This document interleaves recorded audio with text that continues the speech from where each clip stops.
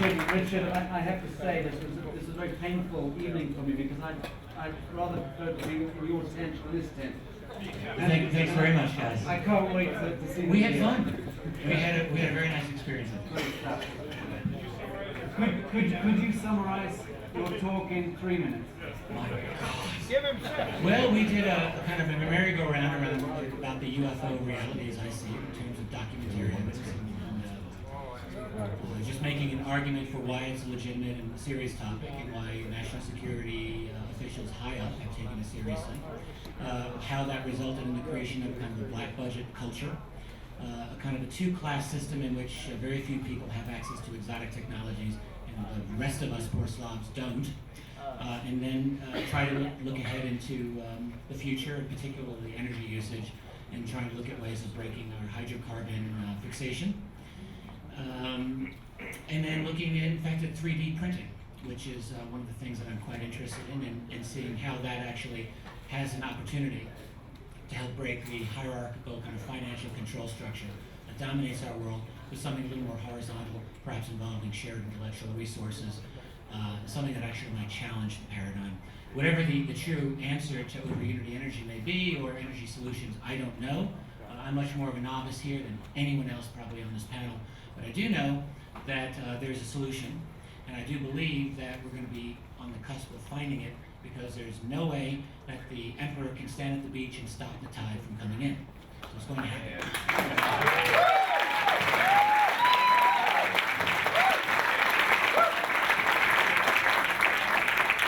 Richard, you just expound a bit more on what you were presenting in tent 2. So for those of us who didn't hear any of that, we would love to hear a bit. You just did. I know, but that was my thumbnail version. Oh, okay. I was hoping that you would be a bit more detailed because we know I'm happy to, but this is a large panel, and we know how panels can be. Yes, I know. So I'm trying to be very judicious with what I say. Exactly. Everyone has spoken up till now. Well, I'll just add that, if I may, very concisely, truthfully. I think that this is what I really concluded with, which is that we're almost looking at a perfect storm of transformation that's happening to us right now. One is in terms of energy, all right? One is in terms of computing and technology, artificial intelligence, and what some people call the singularity. I think we're looking at that. One is in terms of, I think, increasing exposure of lies and criminality among those individuals at the very top of the human food chain. And I'm talking about, let's cheer that. I think it's happening. Organizations like WikiLeaks, organizations like Anonymous, and courageous journalists like Glenn Greenwald and others who are exposing these types of crimes. I don't think that they were possible 10 years ago. And I think WikiLeaks was not possible because we didn't have the global infrastructure that could handle it. We have it now, they're here now. So what we're seeing, in other words, are all of these roads leading to a single point. I call it the perfect storm. One of those has to do with the UFO reality. I am personally convinced it's a real reality, and that it involves somebody's technology that is not supposed to exist, but does exist. We can argue who is the source behind it.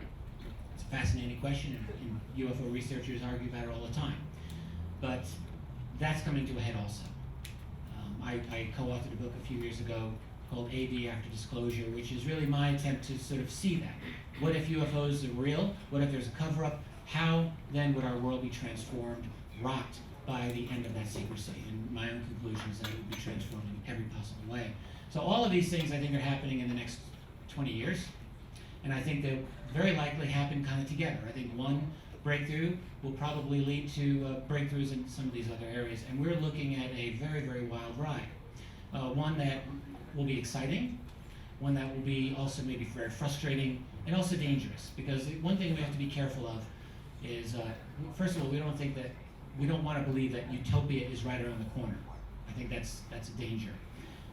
There's certainly the danger of reaction by those elites. I call them sometimes a breakaway civilization. We can call them the financial elites. Those people at the top of our power structure who will not take this lying down. So there's going to be a struggle. Will they try to implement an in-your-face global fascist state, or will they fail? These are things that I think about, and I'm sure we all think about. Thank you. Thanks. Thank you, Richard. We have an important announcement Sacha will share with us. Before we get to that and building Yes. up to it, it's congruent with your perfect storm. As the late demigod Terence McKenna warned in his last interview, in the few short years ahead as we converge toward the eschaton, that transcendental object at the end of time, things are going to get weirder and weirder until they become so weird that we will no longer be able to ignore the weirdness. I think it's safe to say the weirdness is upon us. We've just heard varying reports in the last hour or so about the Fukushima reactor having given. Dave Martin's kindly agreed to shoulder the burden of talking on this subject for a few minutes. But before we do that, Dave, I have to say, and to also inject a little humor into the proceedings, it has not escaped my notice, sir. The last time you and I presented together, it was in 2010, last year's BEM notwithstanding. And if you'll remember, we launched the EASY initiative under multilateral observance. We were trying to create some kind of a bubble of protection for scientists and inventors to give them some level of protection so they could claw their way out of the basement and out of the closet and begin to get those algorithms and free energy systems onto the playing field. And within, I think, minutes of us finally launching that initiative, after having had the initiative scuppered, I think it was 10 or 11 days before, with our crew being arrested in the Gulf and us being set up for a huge fall, we did manage to pull it off. And within, I can't remember, it was 15 minutes or half an hour of us launching the initiative in broad daylight at the UN Millennium Plaza, the Statue of Liberty got struck by a bolt of lightning. David was there, he and I both were hugging each other in a hotel room. And it has not escaped my notice that you were here last night and we had a mini tornado over the BEM conference. You're definitely the commonality here. Speak about the weirdness of Fukushima, if you will.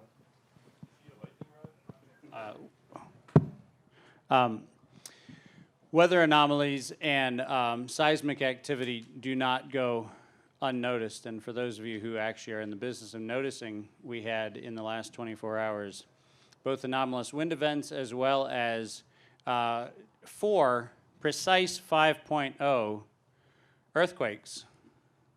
And not 5.0, 5.1, 5.2, 5.0 earthquakes. And they happen to all co-locate next to nuclear facilities.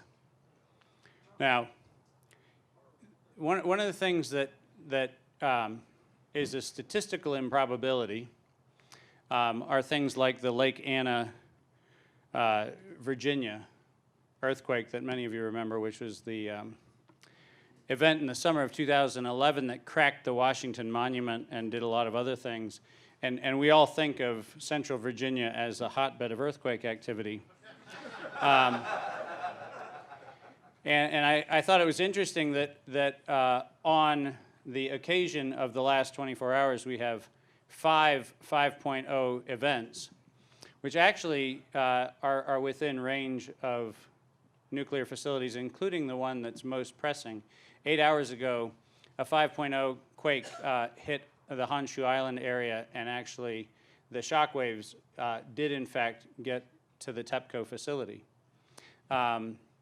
Now, for those of you who are not familiar with exactly what TEPCO is doing besides compulsive lying, which is what they have been asked to do for those who are interested in maintaining certain status quos, the tragedy is that in the effort to remediate, and by remediate, what well-meaning people are trying to do is actually just contain the tide. And I do not, by the way, fault the individuals who are in the midst of working very tirelessly against an enormous, insurmountable set of odds. There are a lot of people in harm's way, and so I want to be really clear on the fact that what I'm saying is not directed toward the individuals who are carrying out orders. Those are individuals who are literally putting their lives and their futures on the line for a humanity that's dishonoring them.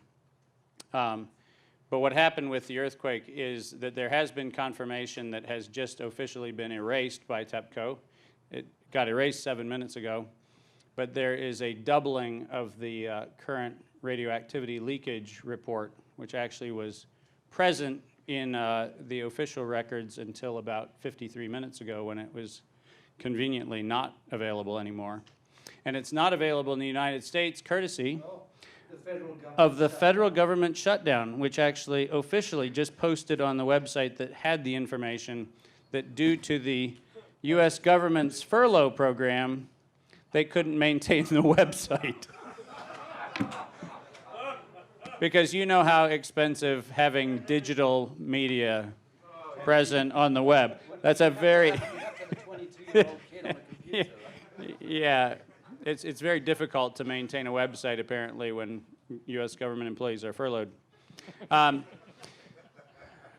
it's an invitation, and I want to bring this around full circle because this is one of those places where we could actually make a huge difference. A lot of you don't know that the events that were leading up to the bombing of Iran in 2005 were actually around a series of Iran. I said Iran, I-R-A-N, the Islamic Republic of Iran. The efforts that were being coordinated by the United States and by the UK and by Israel to actually do a preemptive strike on Isfahan and Nantaz in Iran were interrupted by a woman. Most of you don't know this. A very short Armenian Christian woman who actually came to me during an address that I gave to the Expediency Council in Tehran. And when I gave the address, among other things, I was introduced to the Iran Nuclear Energy Association leadership. And interestingly enough, the Iranians have done a phenomenal job at focusing their time and effort on things like containment, remediation, and neutralization of radioactive materials. They've done that in partnership with some US and French universities. Purdue University, most famously in the United States, which is actually an on-record collaborator with a number of Iranian researchers. What I find very interesting about this moment in time is that in a moment when the Occidental powers that be are suggesting that we should have some sort of intervention around Iran and the nuclear situation, we as humanity have an opportunity to invite something which is actually very unusual, and that is we could launder really great technology through Iran. Because Iran does not have a prohibition of actually stepping into humanitarian affairs in Japan. And if we think differently, what we'll find is that solutions are right in front of our face. In fact, the incumbency knows it. And they talk about it, and they talk about it with such contempt that it actually escapes our observation. And one of the things I would suggest is that there's an enormous amount of open source technology that's available here, and an enormous amount of open source technology in terms of dealing with radioactive disasters. And those things, if we were actually smart, what we would do is actually kill multiple birds metaphorically with the same stone. And the bird that we would be going after is an eagle right now. But the way we would actually do that is to actually create a commons that would actually be in the trust and custody of Iran. You know, the funny thing would be is if Iran actually got the reputation of being the place to go for nuclear waste remediation and disaster remediation, it'd be really, really, really, really difficult to mask that with a cover story. So my impulse, it's a hunch, but my hunch is that we're actually invited in this moment to actually do something, rather than sit here and hypothecate about how the world is falling apart and how we can't do anything about it because the powers that be are the powers that be. I'm going to tell you this story because it's an important story. After my speech, that 4'8" Armenian Christian woman who was sitting with the Expediency Council in the government offices in Tehran, and you heard what I just said, a woman, Christian, in the Islamic Republic of Iran's senior leadership, which is a mind bender if you believe any of the cover stories and propaganda. None of that theoretically even can exist if you're in the Bush administration at the time. But that woman came up to me after my speech, and she opened up her purse, and in her purse was an Easter egg. And she said that since 1979, she had waited to celebrate Easter with someone from the United States. And so she came and she gave me this beautiful filigree egg. And it was painted with gold and all kinds of ornate trappings. And she gave it to me and she said, "Thank you for being here. Thank you for letting me celebrate Easter with you on this Easter Sunday." And I said, "Would you mind if I took the egg and I took it up to the top of Daraban Mountain?" For those of you who've been in Iran or know about Iran, you know that Tehran is this gorgeous city sitting nestled in the valley below Daraban Mountain. And she said, "Sure." And I took it up to Daraban Mountain, and I took the egg, and I built a cairn, and I put the Easter egg on the top of the mountain in a cairn. And the reason why I did that is because I knew that what was going to happen when I got back to the United States is I was going to be invited to the hospitality of our government. And I was. And the cool thing was I was able to give them all of the information about how horrifically terrible I had been treated and how miserable it was and how the kebabs are amazing and the pistachios are crazy and the women, my God, beautiful beyond belief. And I got to the end of the story, and I had one more story, and I told them the story about the woman and the Easter egg. And to his credit, Andrew Card, and I don't say much good about the Bush administration for very good reason for those of you who know me. But I will tell you that the Chief of Staff, Andrew Card, came up to me with tears in his eyes after he heard that story, and he said, "If our intelligence has it impossible for a 4'8" Armenian Christian woman to be in the Expediency Council chambers of Iran, then the rest of our intelligence has to be questioned." Now, if a 4'8" Armenian Christian woman with an Easter egg can block an offensive, preemptive nuclear strike on Iran against the powers of the United States, UK, and Israel, I'm going to tell you that a room full of people like us can change a hell of a lot more than a leaky reactor.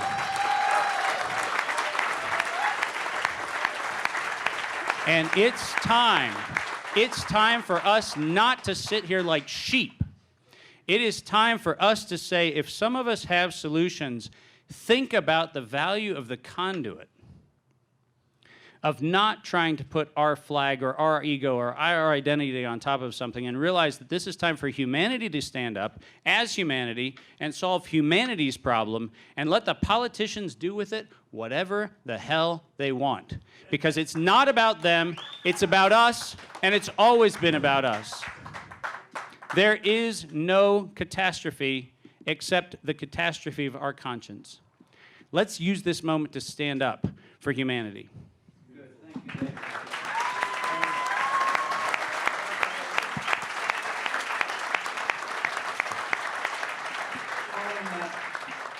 Following that theme of Iran, Catherine, earlier you said something very poignant, which is that if everyone had equity invested in Iran, would we be trying to bomb the hell out of it?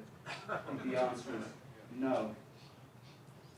You also spoke of crowdfunding, and I was thinking, why don't you set up the world's biggest crowdfunding campaign and get every war protester on the planet to crowdfund and purchase the corporate state of Iran? It is a corporation. I think we get a lot of support. Well, I want everybody to think small. So when you say big fund, to me that's centralized, aggregation of money. It's very, can I just mention, I had some very interesting discussions with entrepreneurs, and I want us to think very creatively about creating lots of small equity funds. So let me give you an example. I was talking earlier. If, let's say you had a technology and you were doing open source, as has been described, and you open source your technology to a community, and then you went to the community, and instead of charging them money for, let's say you did a workshop, you have tremendous potential to increase the efficiency of agriculture and tremendous potential to increase the value of the real estate by bringing the costs down, the electricity costs and energy costs. think about maybe going into partnership with lots of community venture funds all around the world. You know, any country that invites you, any community invites you, where you go in partnership. You bring the technology, they bring the farms, they bring the real estate, they bring the land, and you go into partnership together to see if you can raise the value of things by reducing poverty and reducing the costs. So think in terms of thousands and thousands of sort of venture funds that are more like wildfire or wildflowers than big, okay? We're thinking small. Nice, thank you. Before you hand the mic back, you mentioned in your talk, and I think you cited Richard Dolan, we're coming into alignment after 20 years with the breakthrough civilization. Can you please summarize what that means, the breakthrough civilization, for those who weren't at your speech? Or who weren't at Richard's, because I have to give Richard credit. Since 1947 in this country, we've had the development of literally a breakaway civilization of people who have now amassed very, very significant financial resources. I described in my talk, I described the period from 1995 through the bailouts to be literally a financial coup d'etat. My back-of-the-envelope estimate is we've moved about $40 trillion out of what I call the legacy economy and into new structures. And I suspect one of the things we're starting to see, as Richard mentioned, the 3D printing, we're starting to see technology coming out of the black budget side. And there is a tremendous interest by the leadership in seeing that technology prototyped and adapted.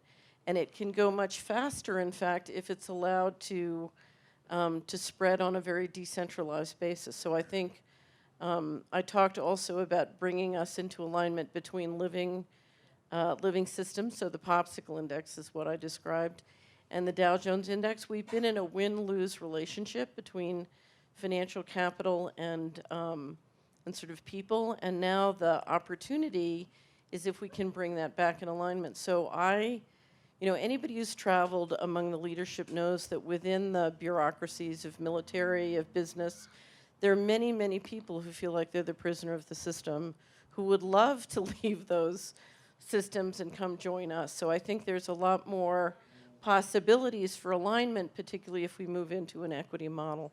So I would really encourage you to turn to everyone you know throughout what I call the tapeworm systems and invite them and say, come on over here, we're having much more fun, and frankly, our technology is better.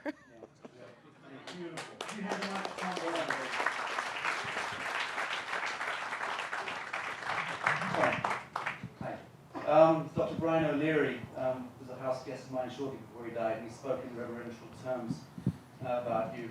Oh, really? Yes, he did. Oh, that's nice. I have a question for you. If you had the full attention of Congress for 60 seconds, full attention, mind you, what would your message be? Well, I shared this today, actually. The Power Africa project that we have, actually, we call it the IRI Africa Homes Light Project, is something that could easily be done by governments, industry, or even crowdfunding. And this is providing 10,000 homes per month with the basic, very basic thing that we enjoy right now, and those are those little white things on the ceiling. How would you like it to be sitting here in the dark?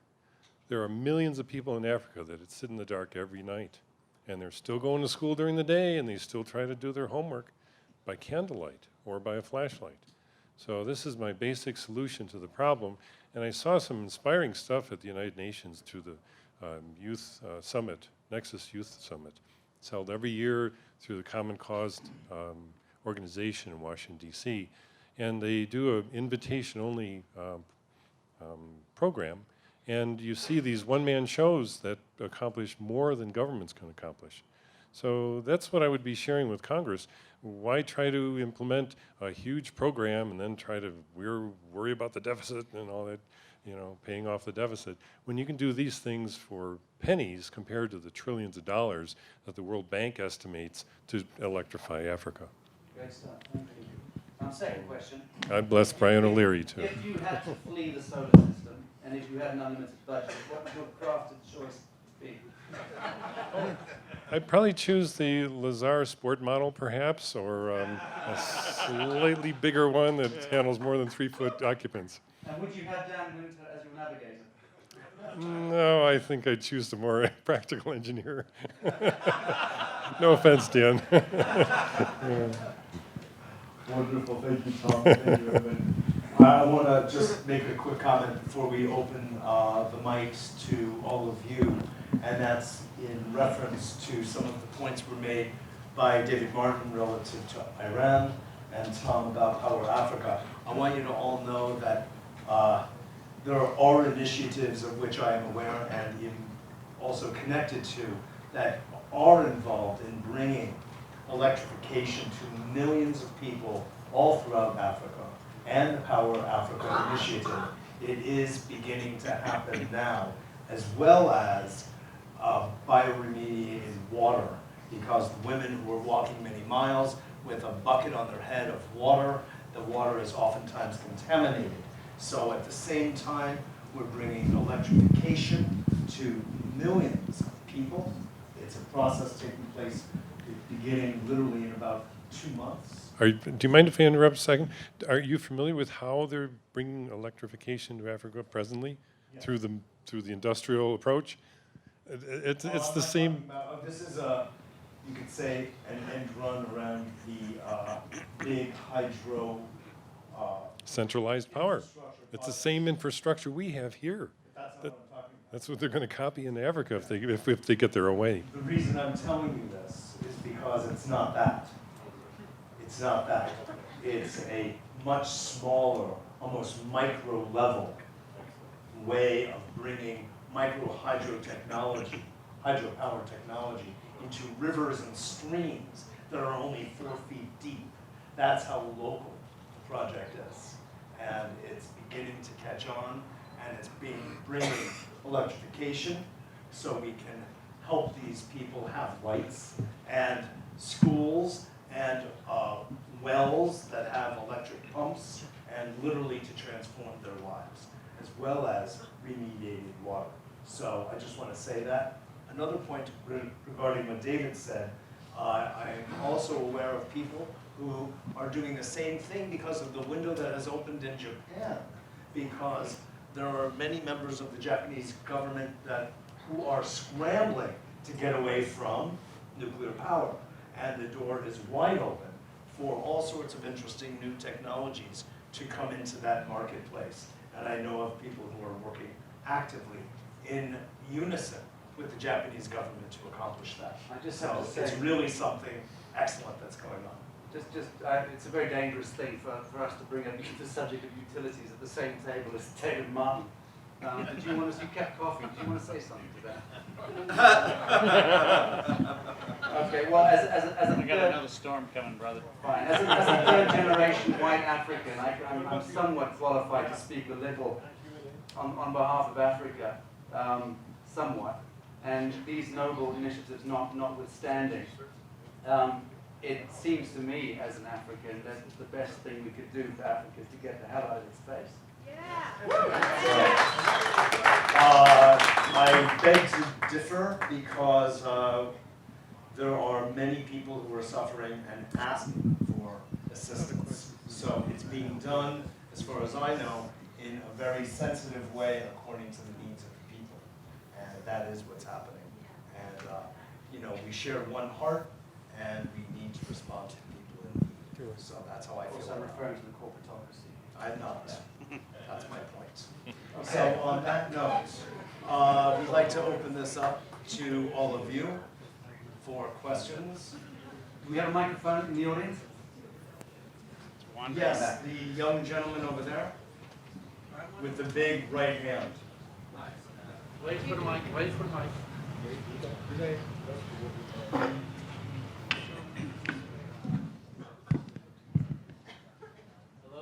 Hello. No mic. You command Hello? power. Hello? Yes, there you go. Hello. Thank you all for this opportunity to share, and for all the sharing that you are all doing. Namaste. And I love you. I am here to share a message and a question for all of you. And the message is a formula that leads to instant world peace and abundance for all, and it can happen before the year is over. That is the infinite potential that I see, and it can be understood by children, and it synthesizes the logical mind with the heart's desire to believe in infinite potentials. And in fact, all of you spoke on aspects of it quite synchronistically. It is the green button, and it does not require inventions, and it does not require the government to tell us it's okay. It can be shared in a matter of minutes, and I would be honored to have that opportunity at any time you wish, whether it's tomorrow, whether it's right now. It is entirely up to you. Thank you. Coming up front to the front. Yeah, speak on it. I heard it yesterday and it blew me away. Thank you. Thank you. Well, this is the pinnacle of my entire life, so thank you. Make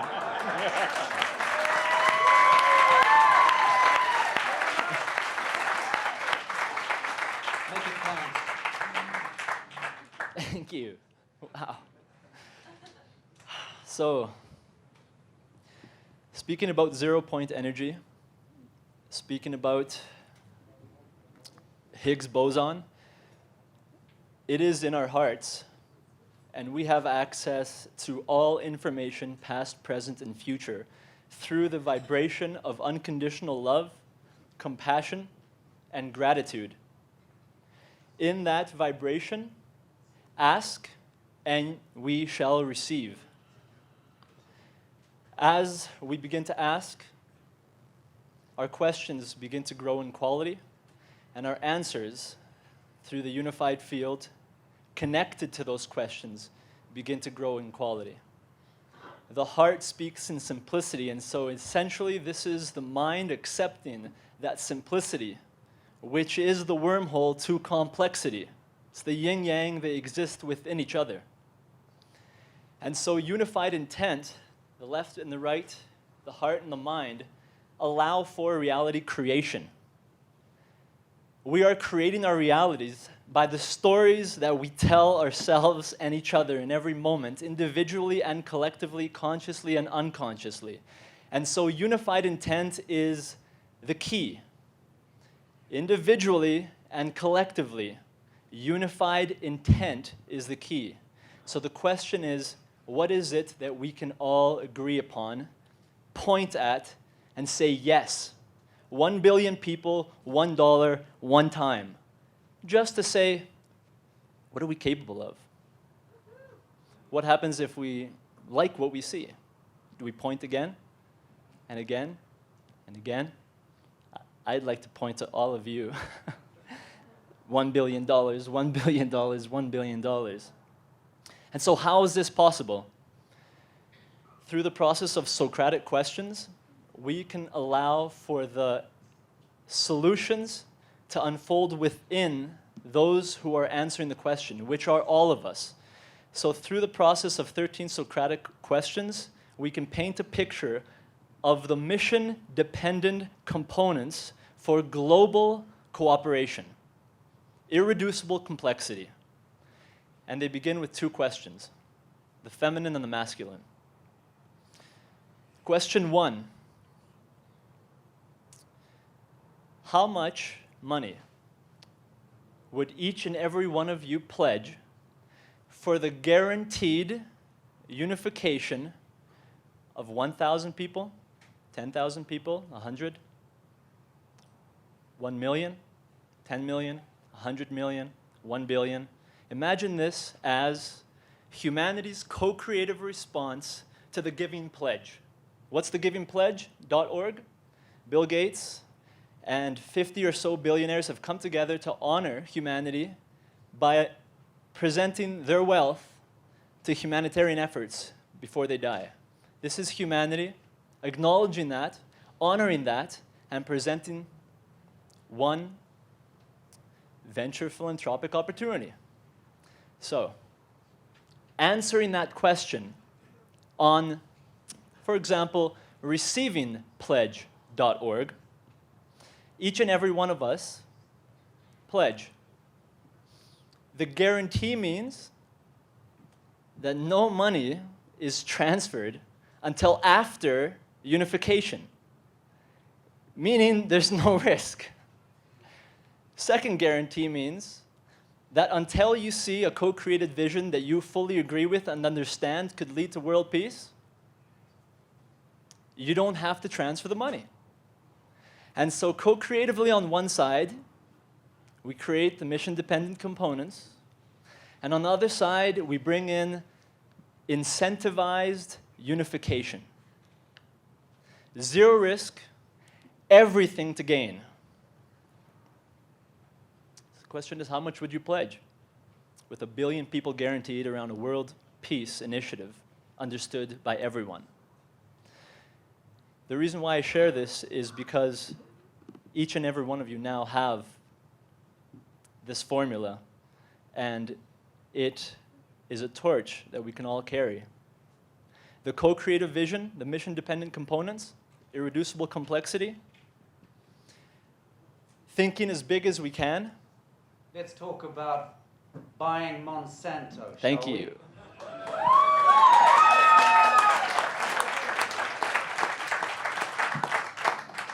The Earth Cooperative, 7 billion free, equally distributed shares. Open source everything. The cooperative acquisition of industry. What company do we buy that we're already supporting? Perhaps a salt company. The new product is natural salt. Anybody here buy salt? How about we just buy the stock market and buy every single public organization on the planet? Let's start with that one. It's not, The United States would be a good start. it's not worth that much. It's maybe $200 billion to buy the entire stock market. We're going to claim the microphone back to the panel. Please. So give us the website. Please. The stock market, by the way, is a piece of software. Thank you. TheEarthCooperative.com, thereceivingpledge.org, earthcoherence.com.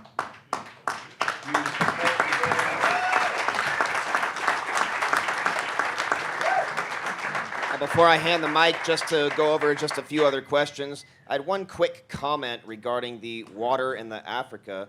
You may have heard about these or not, that atmospheric water generators that condense the water from the atmosphere and collect drinkable water. And if you connect that to solar panels, you could potentially have free water in locations where there aren't pipes or wells. Right, exactly, we do know.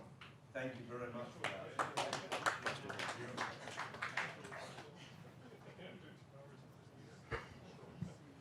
I'm sorry, I feel kind of like small potatoes after this last gentleman, but he said something about rivers that only have 4 foot of water in them.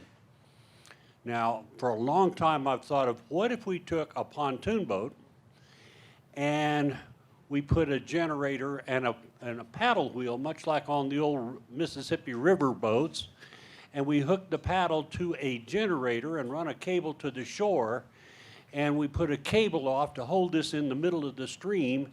The fish still swim under it. The fishermen come sit on it and fish, and we have not hurt humanity at all on any stream that would have a velocity that could make any amount of electricity you want.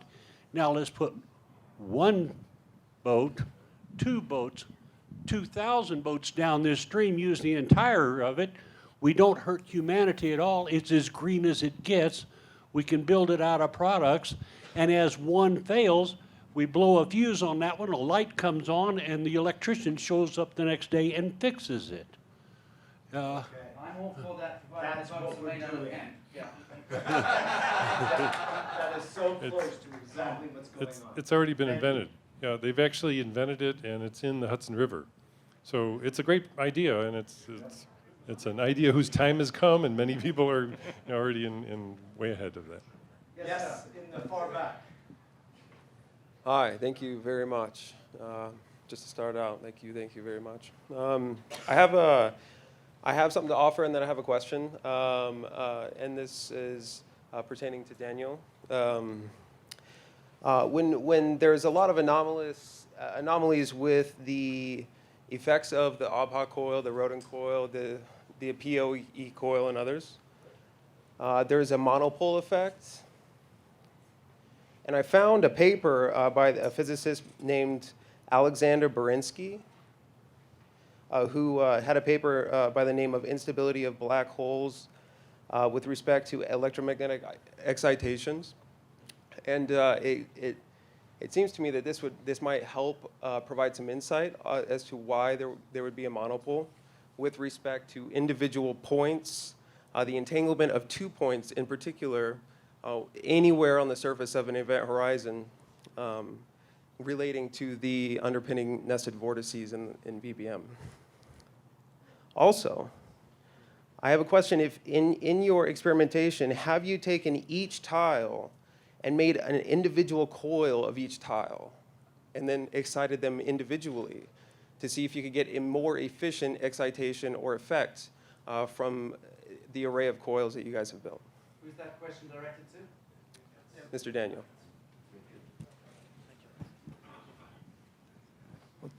Thank you for that question. I'm not too certain what you mean by tiled coils. You know the little segments that, they do when they're doing the DBM math? Each one of those. That would be a lot of work, though. Do you mean to actually create the torus out of little individual toruses like a fractal environment? Yes.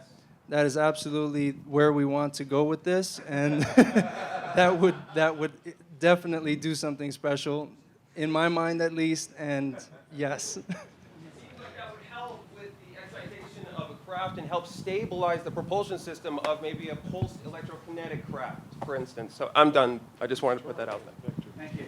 Yes. Wonderful, thank you. What a great question. We're almost out of time. I just want to make a quick announcement while everyone is gathered. In just a few minutes, when we take the last questions and close, there will be a film shown by someone who is here on smart meters. Josh, are you here? Okay, could you just say the name of the film? The film's called Take Back Your Power. It's an expose and a whistleblower. Could you give that gentleman a beautiful? Thanks. Thank you. First of all, I'm privileged and honored to be here in the presence of so many experts who know way more than I do. And I just am so grateful to the guys at GlobalBEM for offering the opportunity. Over the past 2 years, we put together a film which blows the whistle on the corporate agenda to use the excuse of energy and of the environment and offering us benefits of control to actually take away the basic rights that we have in our society, one of them being not to be surveilled in our homes, and rights to be secure in our homes and so forth. So many of you know about the smart meter, smart grid issue. Our film coming up really gets into this, and it also gets into solutions.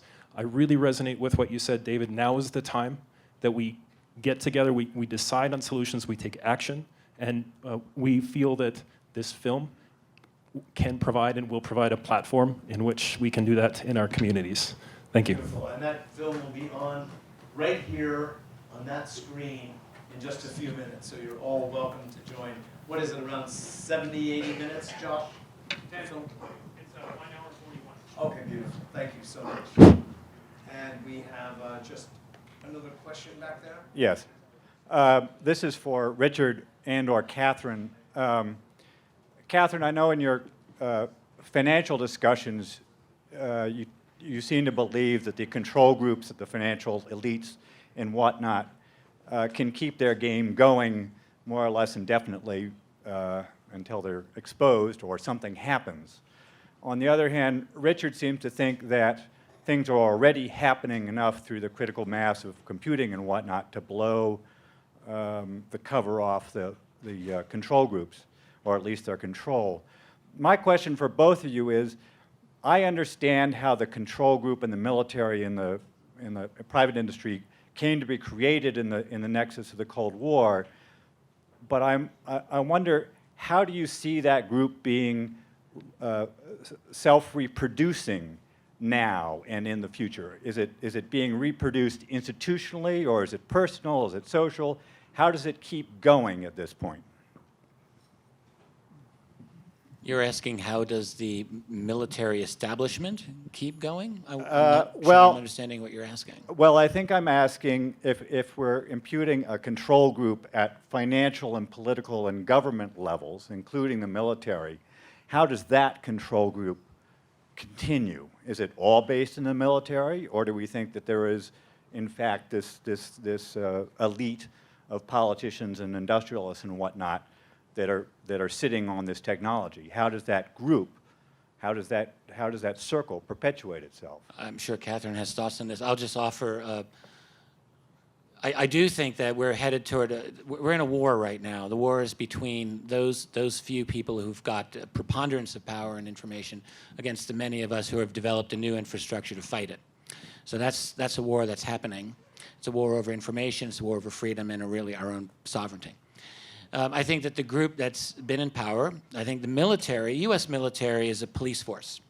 And it's a police force that doesn't work for you and me. It doesn't even work for the U.S. government. It works for international financial groups. We understand that presidents aren't elected, they're selected. They're selected. And we know that the controllers of national security in each of the parties, whether it's Henry Kissinger or Zbigniew Brzezinski, both have worked for David Rockefeller. I mean, that's national security policy. So there's a control. It's financial. It sits behind every president, and that determines U.S. foreign policy. So that's where it's at. And within the black budget world, what we can call the world of special access programs and whatnot, we know that the dominant power of those is not U.S. DOD, but rather private contractors and private money. So it's all private money. I mean, they get their hooks. If we were controlled trillions of dollars and we were twiddling our thumbs and deciding how can we make our money work for us this year, we wouldn't do investments like, poor slobs around the world. We would control events, and we would control governments, and we would control policies. And I think the U.S. military is the best police force in the world, so that's the best force to control, and they exercise that control through the Office of the President and National Security Council and all of that. I don't know if that answers your question. At last count, about 800,000 of them have been laid off. Well, there's a federal shutdown, but not for DARPA and not for a lot of the military and the intelligence community. They have their own sources of money. DARPA is still creating Terminators, so they haven't shut down. Statistically, it's 83% of the government still functional, and then the ones they shut down don't have to be. They did it to hurt people, but it's backfiring because all the people are starting to revolt. You heard the national parks and stuff. People are breaking through the barriers. Veterans are getting arrested, and even the people who were not awakening are awakening. Richard, does your narrative by any chance extend behind that Hermes veil to what I call the Babylonian priesthood, with really the sort of uber lords of the wealthy families that we're talking about? Meaning to say, good old-fashioned Canaanite ritualism. Well, I hesitate to explore that because it's not a world that I inhabit. But I do. I don't inhabit their world. They haven't invited me to their parties. But I mean, I guess what you're asking, I suspect that there's a very, very specific agenda and a very, very closed group. This group may have existed for a long, long time. Thank you. Yes, I think that's quite right. I just wanted that on the record. Thank you so much. Catherine, would you like to respond? Very, very simply, I said it before, in that world, because unfortunately I was invited in, the dominant organizing principle is conspiracies. And so they're very good at conspiracies, but again, as the British poet said, we are many, they are few. We just need to get better at conspiracies than they are. Okay, so don't worry about whether or not there is a conspiracy, because there certainly is one. Just, if you're not in a conspiracy, then you need to start one. Okay.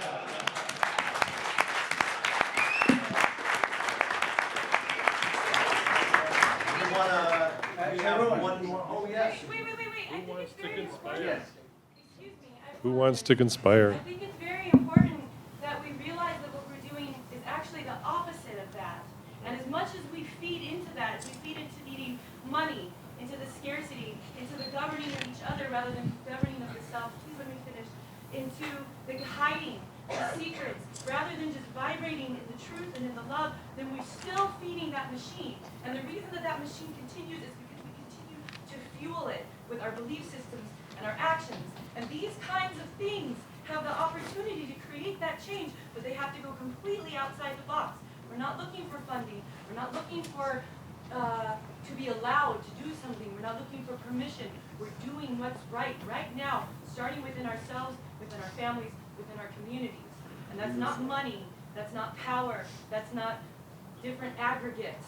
That's all of us doing what's right, as much as we know in every moment. I think we all agree with that. We still need to act. We still need to act in concert. We still need to act together. Indeed, and then there is also a homily that's worthy of stating, which is that each man, I should say each human, in their own way, in their own time. Beautiful, absolutely.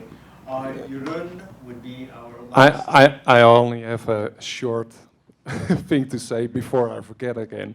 The only criticism that I got from the Holland conference is that I forgot to mention and to thank certain people.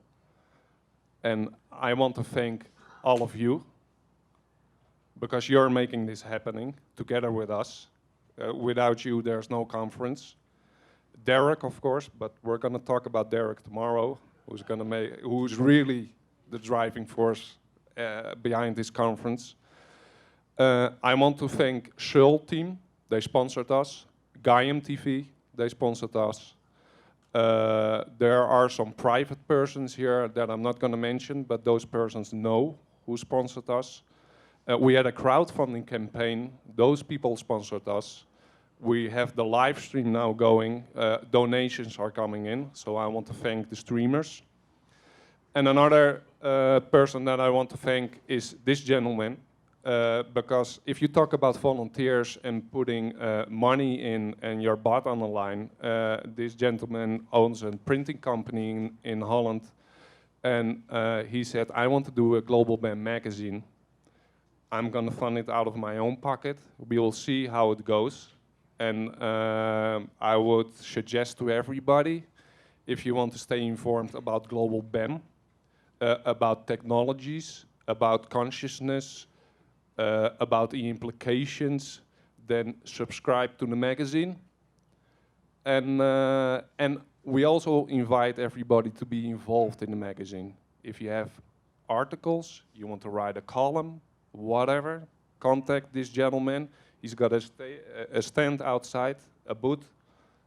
So I think that was basically it for today.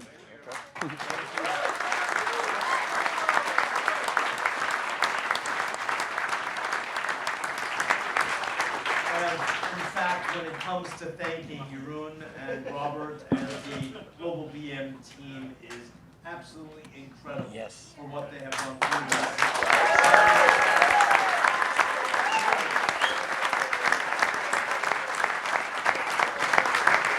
Take a bow, Jeroen. Take a bow.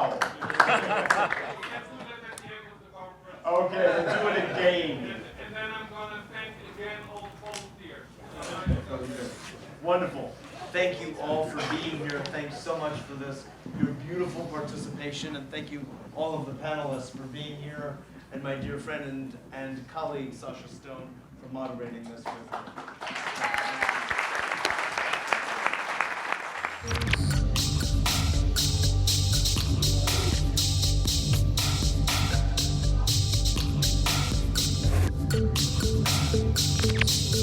me.